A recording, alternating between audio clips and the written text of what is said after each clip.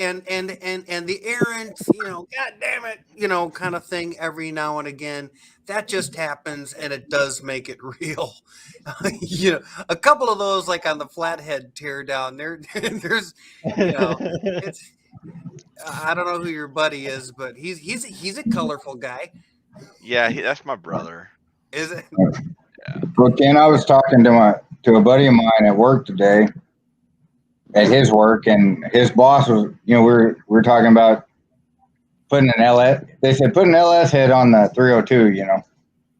I was like, well, what's funny is somebody I know is putting an LS on a 300, and he's like, oh yeah, I know that guy, Ken something. So, that was awesome. So you're being watched out there. People are watching your build. That's great. Yeah, it's definitely unique enough, and again, now that the article's been done, I subscribe to all the No Name National guys anyway, but I'll pick up the next video and add to it, reshare it. That whole project should get you some pretty decent love for sure. I hope I can just pull it together at the end. If I can get across the finish line and it makes some running noises, that would be That's one of the coolest builds I think I've seen in a while. It's super cool. Yeah. So Brendan, how's the other side of the world treating you this morning? Oh, pretty good. Pretty good. Day off work. Oh, you're off work already on Tuesday? Yeah, I got today and tomorrow off. Oh, okay. See, it's what, 8 o'clock here in the middle of America. What's it there? 1 o'clock Tuesday afternoon. Okay. From the future. Yeah. we need the lottery numbers. We need the lottery numbers. It's going to rain tomorrow for you guys. Don't say that. Don't say that. Yeah, sorry to tell you it's going to rain, and the lottery numbers are 12, 16. Rain for these guys is snow for me, so no. I'm done Yeah, with that's true. That's true. You live on top of a mountain. Yep. I'd love to do that no name thing, but it's a bit far for me to go. Yeah. You can build a boat instead of a car right now. Build a really fast boat. If you had the money, you just fly over, buy a car, drive it to No Name National, race it, drive back, sell it, and then fly home. That's what I'd buy another Mustang because they're real cheap over there and bring it home with me. Yeah, well, they're not, but yeah.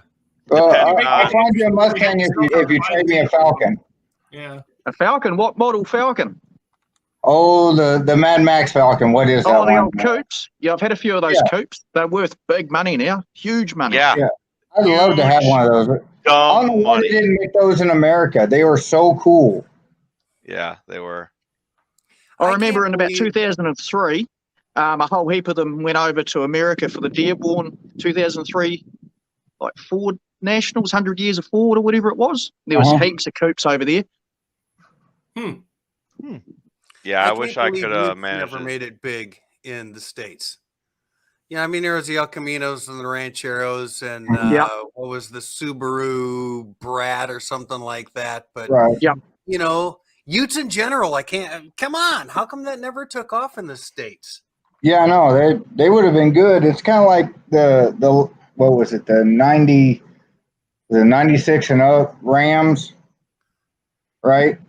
In Mexico, they had the SUV version. It was like the old Ram Charger, but they never sold them in America. Huh. It was sold like hotcakes in America. No doubt. It's like my 68. That's from California. I was going to say, yeah, you guys think all our American cars are cool, and we like all your all your Holdens and all the weird Fords and everything else like that. And yeah. How hard is it to get an American car into there? It's not hard. It's getting it on the road that's hard. Is it? Yeah. Yeah. Because I'm a vehicle inspector, so I do all the imported vehicles. We do a lot of Japanese imports over here. Now, wait a second. If you're the vehicle inspector, it sounds like... You got the inside track. Anyway, the rules that we have over here very strict. Like to get an old car on the road it's a lot of money, a lot of time and a lot of money. Do you have to go through, for example, when I was in the military, I wanted to bring a Mercedes from Europe back to the States. And I mean, you had to go through all kinds of gyrations. You had to get the glass changed. You had to get the speedo changed and that kind of thing. Is that the kind of stuff you're talking about? Or do you just have to bring it back to the point where it was good to go with the year that it was released? No, on a lot of the American stuff, we have to fit 3-point lap and diagonal front belts in, which then has to be certified because you're changing the seatbelt mounts. Everything else for the year is okay, but rust work and previous repairs is a big thing. A lot of cars come over freshly painted, undersealed underneath. That all has to be taken back to steel, and basically any repair work has to be redone and certified by a certified panel shop.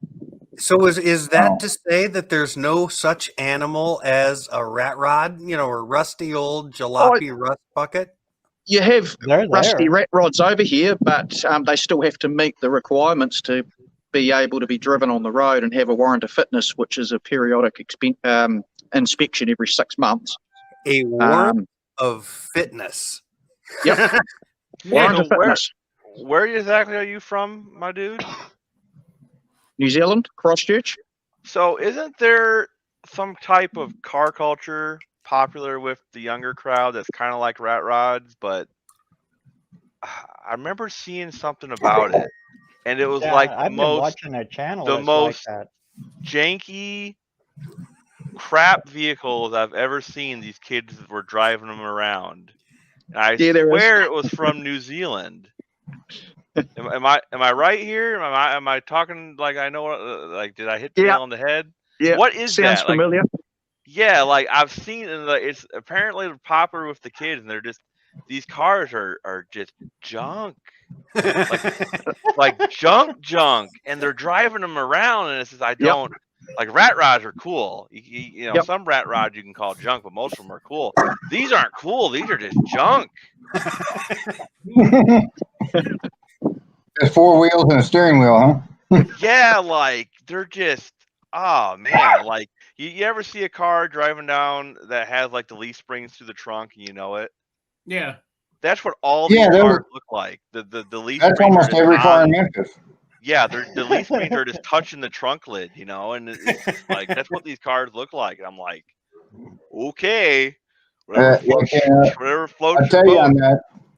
Today, I took my daughter's friend to her graduation, and it was one of those COVID graduations where you sit in the car and you drive up and get the diploma, and then you drive off. So people aren't all together. But anyway, we're driving through there, and there was a early 2000s Suburban, and both the back doors were missing, and there was damage around them. So evidently they got hit in the back doors and just took the back doors off it and rolling it like that. Good to go. Good to go. Yeah. No worries. Like a Jeep, just wear your seatbelt, right? Just cut the top off. Yep. That's commonplace down here in Memphis. Is it just me, or I watch a lot of you guys over in the US, especially the likes of the Vice Grip Garage and all that, and you're digging cars that have been sitting for 30 years. Can you just bang plates on them and drive them out if you get them going? Is that how it works? Yeah. Or I think there's like the majority of states. I think there's like really? I don't know, a handful. There's a handful of states really? that have inspections. Yeah. But in my state, I can take any car. It needs 4 wheels, maybe. Doors optional. Yeah, as long as I can slam plates on it, and they won't even look at me sideways. Most states, older stuff there's something really strange about the U.S. laws, though. You have to, in every state, you have to have working windshield wipers, but you do not have to have a windshield. And they don't have to be motorized. Right. But you have to have windshield wipers. wipers. The hand crank ones. Yeah. But you can drive around with no windshield, no ticket. But if they pull you over and want you to check your windshield wipers and they don't work, you'll get a ticket for it. You do that over here, they take the car off you. Yeah, you'll in most cases you just get a fix-it ticket type of thing, and Yeah. all you got to do is Yeah, if you got demonstrate. plates and insurance, you can drive whatever you want. Yeah. They don't care. Oh, thanks for clarifying that. That's I might move to the US. Come on over, bruh. Come on. The water's fine. Yeah, Yeah. you know, if you But move up there's north, a- everything's going to be rusty. If you move down south, everything's kind of weird because it's the south, but cars are Everything's sunburnt. You know, no paint Yeah. left on it. Yeah. If you move out west, you got the real bad sunburnt cars. but they're The sides look spotless. good. Yeah, the sides look good, and the top and the trunk and the hood are just baked. And the interior's gone because it's all sun-baked. But, Right. Yep. But it's rust-free. Very Yes, rust rust-free. For instance, I did an inspection on a 66 Mustang that come in from the US. Drum brakes, 289, 4-speed. Nice. And the car gets stripped down. The wheels get taken off, brakes get pulled apart. We inspect all the brakes, the interior, the floors, everything gets inspected. Like it's a pretty stringent inspection just to at least try and get it on the road. And then you have to have the original title. Can't be a photocopy. It has to be the original title. So that's proof of previous registration. Mhm. There's a lot we have to go through before we can even look at driving these cars on the road over here.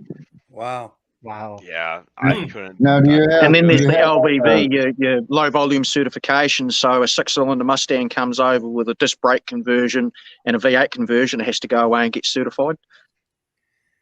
So, Wow. have you guys heard about over here in the States how they're cracking down on JDM cars like really hard? Well, Apparently, they're common over here. The Japanese JDM type cars are very common over here. You're talking Toyota Chasers and Toyota Well, Supras and all that sort of well, I'm stuff. Yeah. talking. Well, our JDM scene imports a lot of cars from Japan. Okay. And stuff that we didn't have locally that they never released here. Skylines, R34s, Skylines, right? Yeah. Yep. Stuff like that we bring in, and that stuff is honestly hard to get legal. Yep. Now there was a loophole, or it was either a loophole or it was a shady license. You talking about the R33s? Yeah, in Florida, and apparently they just cracked down on it super hard. And I guess thousands of cars got letters sent to their owner, but your car is not legal anymore because they cracked down on. I think it was some shady business out of BMV. It was because what they did is they got a bunch of cars certified, R33s. They got them certified and they were able to sell them. Well, then they started buying 32s and 34s and marketed them as 33s. And they weren't doing, because you got to change the glass and the headlights. I think the headlights are glass over there. And there's a couple other things you have to change on the car to make them legal. And you have to get them crash tested. Each model, they have to be crash tested, an X amount of them. Well, they weren't wanting to crash test these cars, so they crash tested some 33s, got them certified, put them under the 33 umbrella. Well, the federal government found out about it, and then they're like, well, we're going to crack down on everybody. But now that the 25-year ban or whatever is over with, you can get a 32 now, but it's a pain in the butt because you got to go through all the paperwork. Because I'd like to have a 32, but I don't want to pay the money for it because the money is most of the paperwork and shipping fees. Yeah, I just imported a Barra engine from Australia, and got plenty of them over here. Plenty of those motors. You lucky sob. I wish I had $200 engines. $200. Not the one I got. Yeah. I got turbo. It was turbo. I got taken advantage of a little bit, but I wanted the engine. But anyway, if you don't fill out the custom form just right, they will not let them into the States. Was it a red top or a blue top turbo? Engine. Black. It came out of the Territory. The SUV. Oh yeah, Territory turbo. Yeah. Yeah, black top. Yeah, that's what I drive. I got an 06 Territory that I drive, non-turbo Territory. Oh, yeah. So cool. Like them engines are so neat. Like I know, like, you guys are jealous of a lot of stuff that we have that you didn't get, but I'm jealous of that engine. That thing is cool. What? I mean, give me some specs on that engine. It's like a 2-liter turbo, or No, okay. So 4-liter double overhead cam 6-cylinder. yeah, it's essentially okay. a bigger 2JZ. It's a liter Yeah. bigger 2JZ. Is essentially what okay. it is. Ford motor, Australia only. Well, that territory only.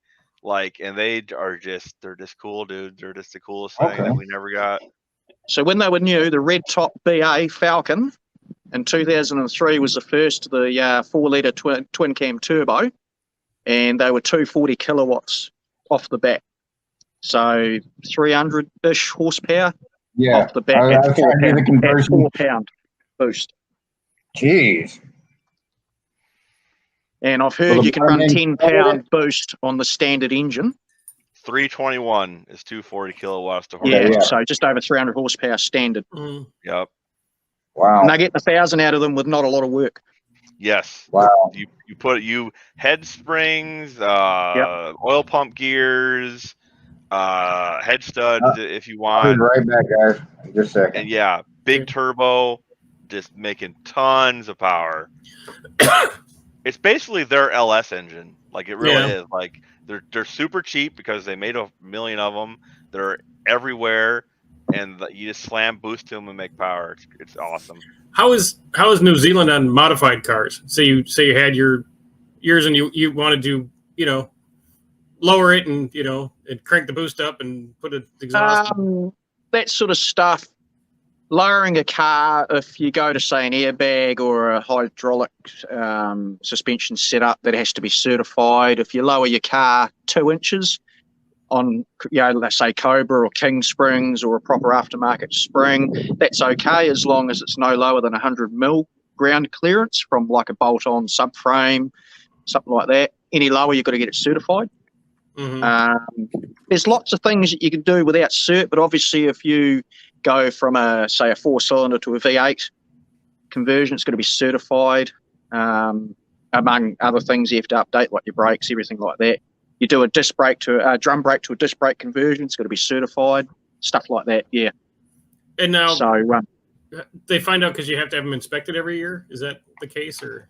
It's so for a car that's manufactured year 2000 or newer, gets a 1-year inspection. And anything older gets 6 months.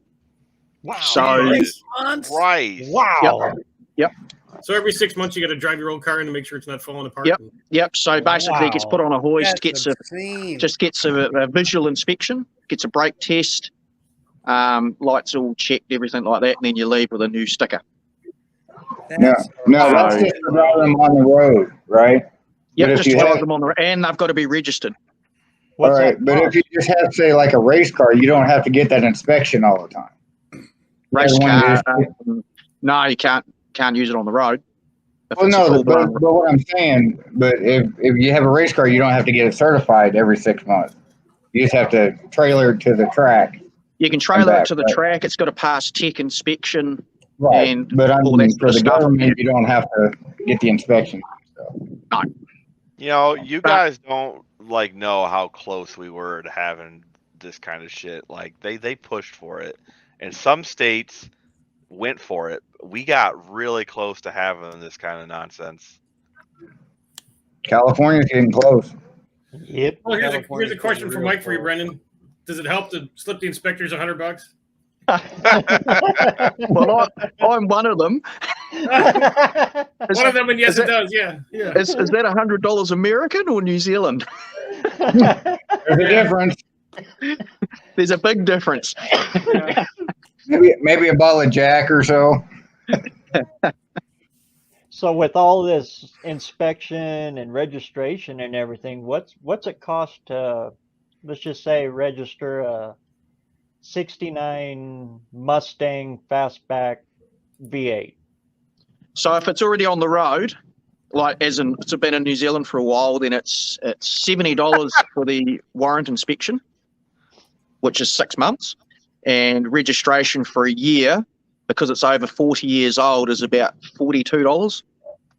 Wow, so it's expensive. So anything to drive that's older than 40 is cheap registration. And insurance over here is, at the moment, you don't have to have insurance. It's not compulsory to have any sort of insurance on your vehicle, although it's not wise to be driving on the road without insurance. Oh, no, it's not. It's not, but it's handy if you're just taking. Yeah, if you get that one car you drive once a month. Yeah. But a car, Amen, a lot of, Dr. Art. we've got a new Good rule coming danger. in now that we're getting a lot of hybrid cars coming in from Japan now because they've brought in a dirty registration fee. So a lot of cars that are coming in now are getting lumped with $2,500 to $3,000 bill before they can register it for the first time in New Zealand because it's not a hybrid or electric car. They're going crazy with emissions over here at the moment, going absolutely crazy. Well, you know, over here they're talking about putting a larger tax on hybrids and electric vehicles because they're not getting taxes from the gas that they would from a regular gasoline car. Yeah. Yeah, they're talking like, what is it? Like for a hybrid, it's like $150, and then a full electric's like $300 to $400 a year, just because they're not getting the taxes from people buying gas. They're not getting the money out of them. Yeah. Right. We're nearly at $3 a litre for fuel here. Ah. Oh Lord, and that's what 2.5 liters for a gallon, right? That's crazy. Yeah. That's crazy. So that's like $9 a gallon. Jeez. $7.50 a gallon. Yeah, $8 a gallon. Yeah. Jeez. I thought our gas was high. Well, we're close here. Diesel's $5.25. So. You see, our diesel over here is cheaper, but they pay a tax, which is $78 per 1,000 kilometres. They pay a mileage tax on diesels? Yep. Oh, wow. So you get it cheaper at the pump, but you've got to pay per 1,000 K for road user charges. Wow. Are you How are better the off there roads just over there? driving a The roads motorcycle? pretty decent? How much did you say per liter? Per litre, it's about $2.82 or something at the moment, but there's rumours it's going up to nearly $3 very soon. Wow.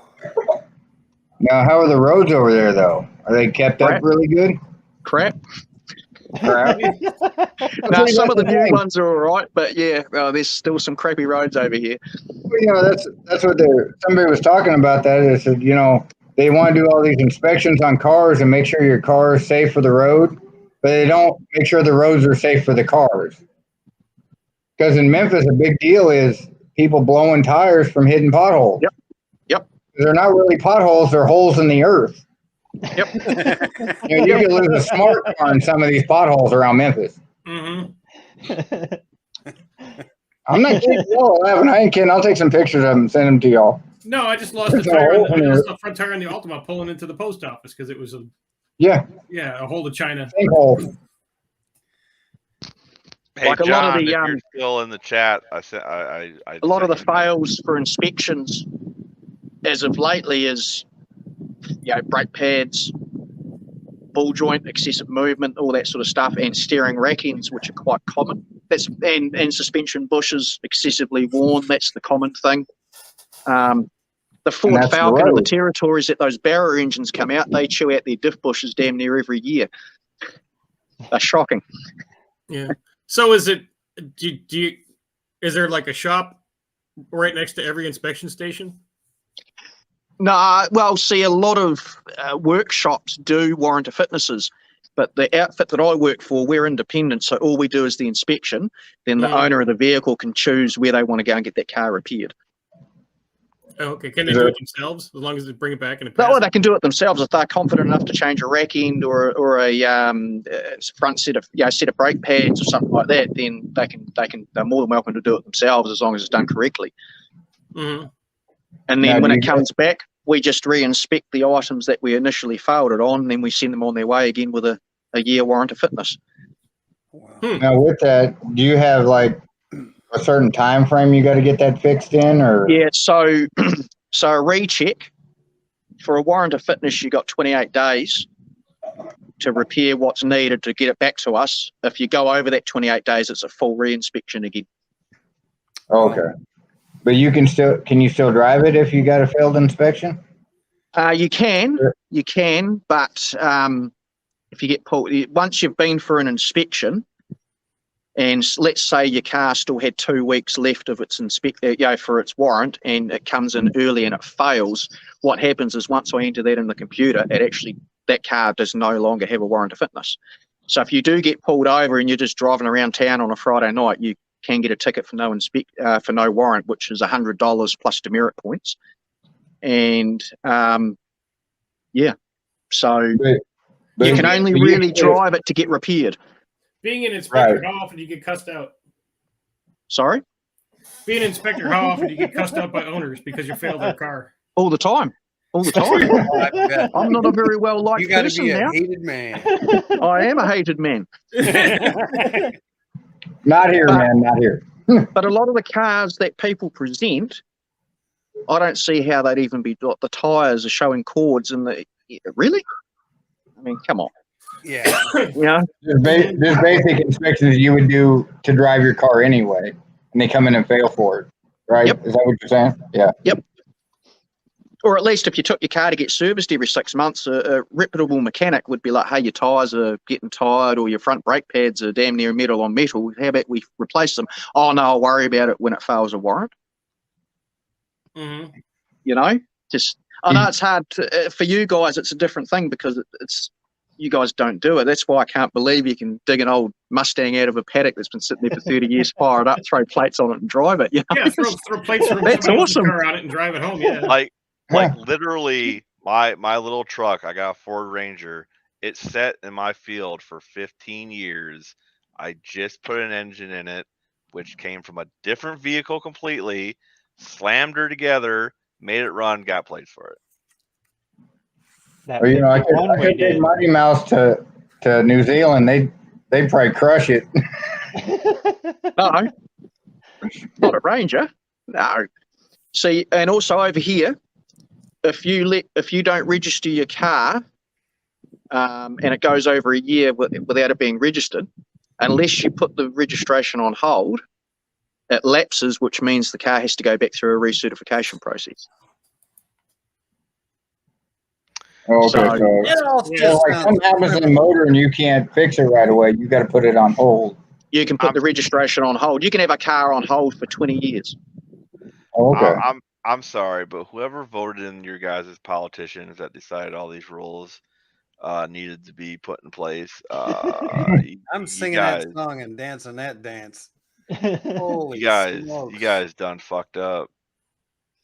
Well, I mean, it sounds like New Zealand would be a great place to visit. I can't believe the 6-month reinspection on the older stuff. Yeah, that blows my mind.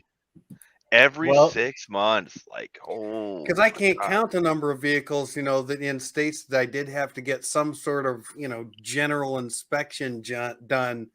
But as soon as it gets home, man, that thing's modified to the max. It never has got to be inspected again. We get the same as well. Like, we'll get guys coming in their turbocharged Skylines, and they're bringing them on biscuit steel rims because we know they've fitted 20-inch rims with huge tires and stuff like that. But they bring in rims just to pass?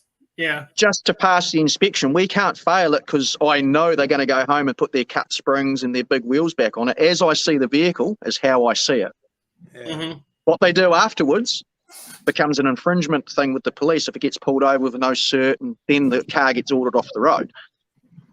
So there's a lot of that goes on. And you know why I know that goes on? That's what I used to do 20 years ago. Are the police pretty stringent with it? I mean, is it common that people are getting pulled over if they've got something that's dropped, all the time, all the time, really? Yep.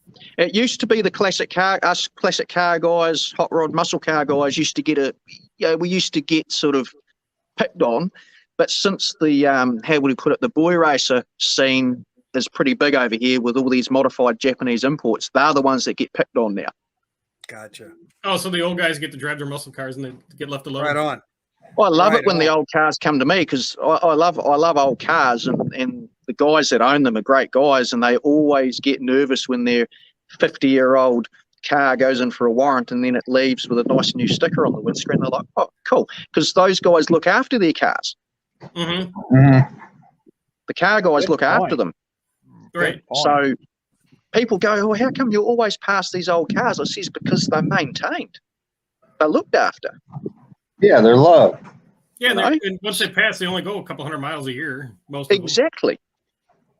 It's the run-of-the-mill Toyotas and the import stuff that are the run-of-the-mill family cars and get-to-work cars are the ones that get neglected and only really get fixed whenever there's a warrant of fitness due.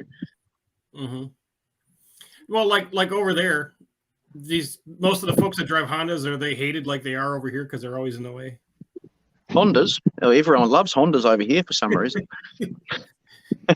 Usually they're always the ones in the way when you're trying to get somewhere over here. So. But needless to say, a lot of that, especially that early 90s, we're talking Honda, I don't know, NSXs and Nissan Skylines, your Mitsubishi Evos and stuff like that. All that stuff's worth big money over here now, huge money. Mm-hmm. GDR 32 Skylines are 80, 90 grand over here, something ridiculous. Yeah, they're getting like that over here too. Well, they're like 20. I looked last time, they were selling for around 32. Yeah. $32,000. So I don't know what the conversion is. We've got, I think there was a 69 Shelby for sale over here. And it was $230,000 or something. Just with 57 Chevys now, which were run-of-the-mill cars, beautiful cars, and now you got to have 100 grand for a nice one. Wow. Yeah. It's a run-of-the-mill Mustang like my 68, just a coupe. 289 power steer, 50 grand. Well, it's good for you. Well, no, because I've got to spend 60 on mine to make it worth 50. So, but yeah, so I paid 10 for mine, which over here in the market for a Project Mustang, which you just don't find over here, is pretty good because it's a 289 power steer, disc brake, all factory. Oh, wow. And last of the 289 before they went to the 302. So it's a 67? Yeah. 68. Early 68. 68 with yeah, it's a January 68 car. Oh, okay. Early 68. Yep. Okay. So very last of the 289. Motors in them. Sorry? I said they were throwing the leftover motors from 67 in them. Yeah, still in January. Yeah. Yeah. Just burn these up and get them out of the way so we can put the 302s in them. Yeah. So, yeah, so driving old cars over here, I mean, all the old cars you see over here are always really, really tidy and presentable. Mm-hmm. For that reason that they just get that inspection, you know, so like the old farmer cars, do they just crush them or you never see them again? What happens to your old cars out there that people just neglect? We have a lot of wrecking yards over here that are a lot of the cars get the motors taken out and put in containers and sent over to Iran or something. Mm-hmm. They send all the motors over there and they just scrap the bodies. But I'm talking the 80s and 90s run-of-the-mill cars, nothing flash or anything. You do see the odd classic car go through there, but they try and sell them because, you know, someone wants a project or something like that. Yeah. So, but most of the stuff, your Japanese stuff, once it's stuffed, it just gets scrapped. Who's there? Oh, okay. Scrapped or recycled and made into beer cans. But the problem is, 10, 15 years ago, there was a lot of these scrappies going around to paddocks and they were finding old cars and they were actually scrapping them just for scrap steel. So a lot of cars got lost to that, a lot of the old stuff, which is a shame. We had the same thing. Yeah, they're worth more dead than alive. Cash for Clunkers took out who knows how many classics. Mm-hmm. Yeah, I couldn't believe how many people were just turning those in. And did it work? No. Well, it shrank the market. Prices go up.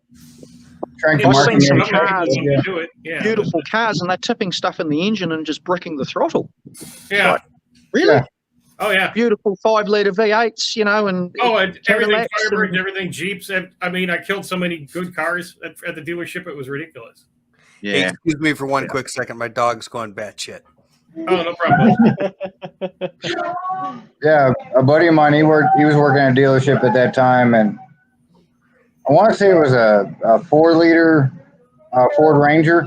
They poured that solution in or whatever, And it ran for 4 hours before it would die. They finally had to poke a hole in the oil pan. Are they the same engine as the Ford Explorer? Yeah, 4-litre single 4-liter, overhead cam? Yeah. No. The- No. the- No, it's because- not? Yeah, No. we have 2 versions of it, That's a 4-liter. B. And one had the double chains, and one had an overhead. Yeah, because I had a 03 Ford Explorer. Mhm. That was a 4-litre single overhead cam. Yeah, and blew the head gaskets and Yeah. yeah. How did you know? Well, that happens to them all. Then you got to take Well, the thing is, the whole engine out. the missus liked it. So it had big chrome 20s on it. It was black, tinted windows, all the gear, and it was a nice truck. And I always knew that the transmissions and the engines weren't the best in these 4-litre V6 things. And I was like, as soon as we have one wee issue with it, it's out the door. We got 2 years out of it before it even gave a hint of any problems. So I was happy with that. The right side rear head gasket shoots out, and then you got to take the whole thing. All I knew is I was taking the oil cap off, and it went all milky, and I'm like, I'll just put that back on and let's get rid of this. All right, so here's the Oh, question. it's still running. How do you guys deal with engine swaps? Like taking one engine from a car and putting it in something that didn't belong in? Like, do you guys let that stuff go through, or is that like an automatic like no? Or So you're saying my Mustang, for instance, if it was a factory 6-cylinder and I put a 289 or 302 Windsor in it, let's say you put a Barra in it. a Barra, Yeah. has to be certified. Yeah, but Yeah, it it has to will be it can get certified. Oh, it can get Okay. done as long as all the, like if you have to have engine mounts made and any custom welding, that's got to be done by a certified welder. And then the car has to go through, it has to have dry shaft hoops fitted. Upgraded brake booster, vacuum hose has to be upgraded. All that little stuff, double throttle springs, all that sort of stuff. Then it goes through for certification. Okay. That ain't. I mean, So it can be done. It can be done. Yeah, definitely. Gotcha. Yep. It's not horrible. It just has to go through more inspections. Yep. You have to make And then sure once the it's walls are certified, good. it And, gets a wee disc put on the vehicle, and then you go to the low volume certification page, put in that code, and it brings up all the photos and the mods of what's done to that vehicle. oh, wow. And if anything gets changed after it's certified and it comes to me for a warrant of fitness and it hasn't got the same wheels on it and they're different to what's on the photos or what's on the certification screen, it can actually be failed and have those correct wheels fitted because it's certified for the wheels that were on it. So there's that side of things as well. Yeah. And if you put, This so has I'll gotta put a be barrier in my nightmares for Mustang, some dudes to listen to. and 5 years later, I go back to the original 289 V8 and it's certified for that turbocharged 6. I have to recertify it For the original engine. back to the original. Huh. Wow. Weird, Again, this has like- got to be just nightmares for some people to hear, man. Yeah. Well, for me, it's not a nightmare because I know how it all works and what, obviously being around cars for the last 30 years, you sort of get to know how the system works. But for other countries, like for me, when you guys just drag cars out of paddocks, put plates on them and drive them home, that's unreal for me. That's like, wow, that's awesome, But you come over here and you're building your hot rods and stuff and having to go through the cert thing. Like some of the guys that have moved over from the US or other countries and buy classic cars are like, oh, we can't believe the rigmarole to get our car on the road was horrendous. Mm-hmm. Mega dollars. What about like if you triple the output of an engine? Like what if Has to be certified. Has to be certified. Well, really? If it looks I'll factory, argue that because if you have, say, a turbocharged barrel running 4 psi standard, you chuck a huge Garrett on it and you up it to 30 pound and blah blah blah, and the thing's howling tires at idle, then Right. I can go, hey mate, that's more than a 20% increase of power that needs to be certified. But then, you can prove to me that it's not, or prove it is, or get it certified. So what's happening is a lot of these guys are buying these V8 LS Commodores, putting huge cans in them, headers, remapping all the ECUs and putting all this crazy computer stuff in and getting them dyno tuned. And they're all coming up over 20% increase on the standard power. But we don't road test the cars. We drive them into a workshop, put them on the rolling road to test the brakes and put it on a hoist. That's it. Right. So a lot of the time we won't be able to prove that the 20% horsepower, it's more than 20% off standard. So Gotcha. unless it's got a big supercharger hanging off it or a big turbo that's not factory. Yeah. Mind you, I like the sound of lumpy cams and that, so I'd just pass it anyway. Sounds nice. Thanks. Have a good day. Yeah. Yeah. Sounds good. Out the door. See you later. Thanks. I've had a few V8s come through that the other guys like. Oh, it's a bit noisy, isn't it? I'm like, yeah, it sounds bloody good too. Here's your warrant. See you later. If it's a noisy 4-cylinder, no. But a V8, all good. That's great. But the problem is with inspectors that a lot of them aren't interested in cars at all. That it's just a job. Whereas I'm interested in cars. Note to self: when registering car in New Zealand, put thrush glass packs on it. Yeah.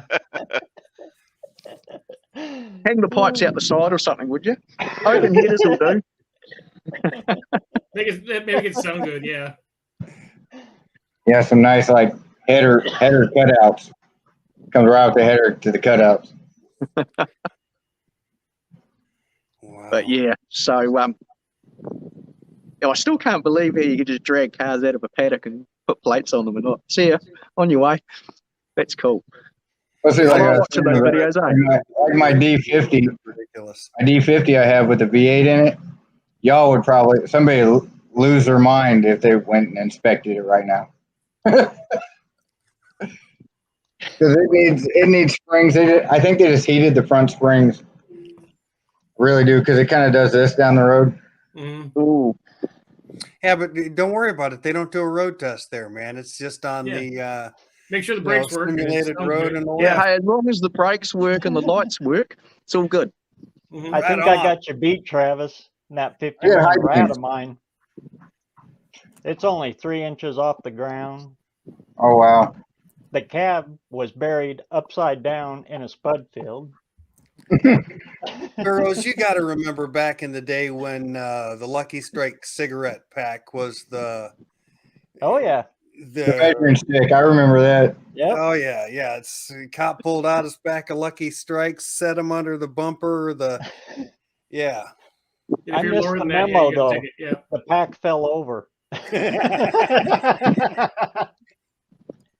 All right, guys, I'm going to carry on, and I'll let you guys carry on. Thanks for having me on, eh? Thanks for coming on. Yeah, that was. We'll see you later. Welcome in Idaho anytime, but we have a four falcon limit. You got to bring at least 4. Oh, I'm sure I could manage. Good on you guys. Yeah, like I said, it's been great talking to you. Come back anytime. That was fascinating. That was that was very eye-opening. Like, it makes me happy that I live where I live. Yeah. Wow.